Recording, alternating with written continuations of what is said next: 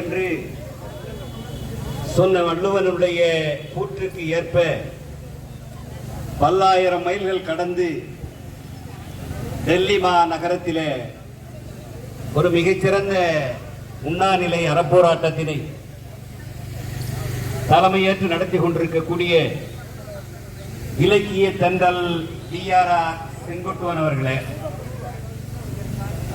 உலக தமிழ் கவிஞர்கள் கலை இலக்கிய சங்கம் இலக்கிய அமைப்புகளினுடைய கூட்டமைப்புகள் சார்பிலே 133 தமிழ் அறிஞர்கள் இங்கே அமர்ந்து உண்ணாநிலை போராட்டத்தை மிக சிறப்பாக நடத்துவதற்கு காரணமாக இருந்த உண்ணாநிலை போராட்டத்தினுடைய போராட்டக்குழு அமைப்பாளர் அன்பு சகோதரர் கவிஞர் காசா கலையரசன் அவர்களே, உண்ணாநிலை போராட்டத்தை துவக்கி வைத்து சென்றிருக்கக்கூடிய முன்னாள் நாடாளுமன்ற உறுப்பினர், தமிழ்நாடு அரசு டெல்லி சிறப்பு பிரதிநிதி ஏ.கே.எஸ். விஜயன் அவர்களே, இந்த நிகழ்விலே முன்னிலை வைத்து உரையாற்றி சென்றிருக்கக்கூடிய டெல்லி தமிழ்ச்சங்கத்தினுடைய பொதுச் செயலாளர் ஐயா இரா முகுந்தன் அவர்களே, உலக திருக்குறள் கூட்டமைப்பினுடைய பொதுச் செயலாளர் பேராசிரியர் ஐயா தங்க ஆதிலிங்கம் அவர்களே, உலக தமிழ் கலை இலக்கிய சங்கத்தினுடைய மாநில துணைத் தலைவர் கவிஞர் மீனாட்சி சுந்தரம் அவர்களே, நகர்மன்ற உறுப்பினர் கமல் அவர்களே, வருகை தந்து வாழ்த்துறை வழங்க இருக்கின்ற கலைமாமணி சொல்லின் செல்வர் ஆவடி குமார் அவர்களே, ஆன்மீக சூடர் சந்திரசேகர் அவர்களே, இந்த நிகழ்ச்சியிலே பங்கெடுத்துக் கொண்டிருக்கக்கூடிய கவிஞர்கள் பி.பி. மூர்த்தி அவர்களே, H.பேர் முகமது அவர்களே, H. மீரான் அவர்களே, S.A. கோவிந்தராஜ் அவர்களே, கல்வி தந்தை சி வர்கீஸ் அவர்களே, நாகூர் மீரான் அவர்களே, ஞானசேகரன் அவர்களே, சண்முகம் அவர்களே, ஏழுமலை ராஜன் அவர்களே, மீரான் அவர்களே, மைக்கேல் ஜெயராஜ் அவர்களே, சதயத்துல்லா அவர்களே, சகும் முகம்மது மீரா சாகிப் அவர்களே, ஆதம் அவர்களே, அன்சாரி அவர்களே, கணேசன் அவர்களே, மரிய கலைச்செல்வம் அவர்களே, தாமோதரன் அவர்களே, எழிலரசன் அவர்களே, சேரத்து பாரதி சொல்லரசன் அவர்களே, தேவராசன் அவர்களே, நன்றியுரை நிகழ்த்தி இருக்கின்ற பொருளாளர் ஆன்மீக சுடர் ஆறுமுகம் அவர்களே, உங்கள் அத்துணை பேருக்கு முதற்கு நன்றி கலந்த வணக்கத்தினை தெரிவித்துக் கொண்டு, இன்றைய நிகழ்வு என்ன நிகழ்வு என்பதை எனக்கு முன்னாலே பேசியவர்கள் சொன்னார்கள். நிறைமொழி மாந்தர் பெருமை நிலத்து மறைமொழி காட்டிவிடும் என்று வள்ளுவன் சொல்லுவார். சான்றோர் பெருமையை இந்த உலகத்தில் அழியாமல் நிலைத்து நிற்கும், அவர்கள் அறவழி நூல்களை அதை எடுத்துக்காட்டும் என்று வள்ளுவன் சொல்லுவார்.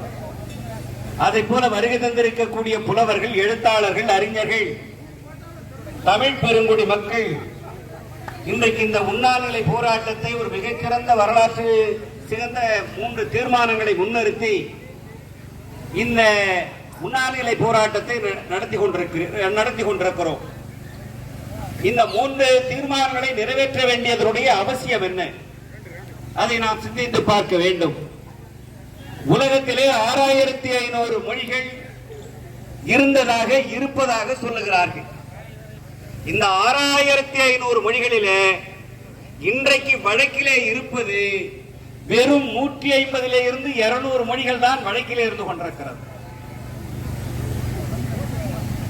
உலகத்திலே சமத்துவத்தை நிலைநாட்டுவதற்காக மூலதனம் என்ற நூலை எழுதினாரே கார்ல் மார்க்ஸ், அவன் பேசிக் கொண்டிருந்த அந்த யூரோப் மொழி கூட இன்றைக்கு வழக்கொழிந்து விட்டது.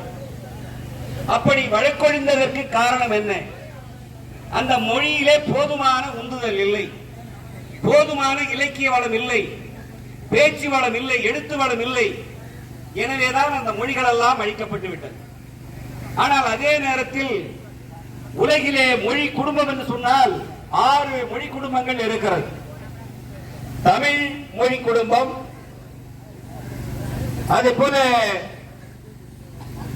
இத்தாலியன் மொழி குடும்பம், ஐரோப்பிய மொழி குடும்பம், சீன மொழி குடும்பம், சமஸ்கிருத மொழி குடும்பம், கிரேக்க மொழி குடும்பம் என்று 6 மொழி குடும்பங்கள் இருக்கிறது. இதிலே தமிழ் மட்டும் 3000 ஆண்டுகளுக்கு முன்பாக உருவாக்கப்பட்ட தமிழ் மொழி 3000, அதாவது இயேசு பிறப்பதற்கு 400 ஆண்டுகளுக்கு முன்பாகவே வடக்கிலே தமிழ் இருந்ததாக வரலாறு இன்றைக்கு சொல்லிக் கொண்டிருக்கிறது. அதேபோல இந்தியாவிலே பார்ப்பீர்களே ஆனால் 4 மொழிகள், குடும்ப மொழிகள், 4 குடும்ப மொழிகள் இருந்திருக்கிறது. தமிழ் குடும்ப மொழி, இந்திய ஆரிய குடும்பம், இந்திய ஐரோப்பிய குடும்ப மொழி, திபெத்திய பர்மிய குடும்ப மொழி. இந்த மொழிகளிலே இந்திய ஆரிய குடும்ப மொழிதான் வட இந்தியாவிலே இருப்பவர்கள் ஹிந்தி பேசுகின்றார்களே அந்த மொழிகள், அதை சார்ந்த மொழிகள் எல்லாம் இந்த மொழியிலே சார்ந்து வந்திருக்கக்கூடிய மொழிகள். திராவிட மொழி குடும்பத்திலேதான் நம்முடைய தமிழ் மொழி சிந்துவெளி நாகரிகம் முதல், எனக்கு முன்னாலே பேசியவர்கள் சொன்னதை போல, நாகரிகம் முதல் தமிழ் மொழியை மையமாக கொண்டு அதிலிருந்து வந்ததுதான் மலையாளம், கன்னடம், தெலுங்கு, துளு, இந்த மொழிகள் எல்லாம். எனவே இந்த மொழிகள் வந்தாலும் கூட தமிழ் மொழிக்கென்று ஒரு தனி சிறப்பு இருக்கிறது. அந்த சிறப்பை நிலைநிறுத்த வேண்டும், அந்த மொழியை நாம் மேன்மைப்படுத்த வேண்டும் என்பதற்கான முயற்சி தான் கடந்த ஆண்டுகளிலே, பல ஆண்டுகளாக நாம் ஆட்சி மொழியாக தமிழை கொண்டு வர வேண்டும் என்று நம்முடைய பெரியோர்கள், இதற்கு முன்பாக பல்வேறு அமைப்புகள் பல்வேறு கோரிக்கைகளை வைத்திருக்கிறது, போராட்டங்களை வைத்திருக்கிறது.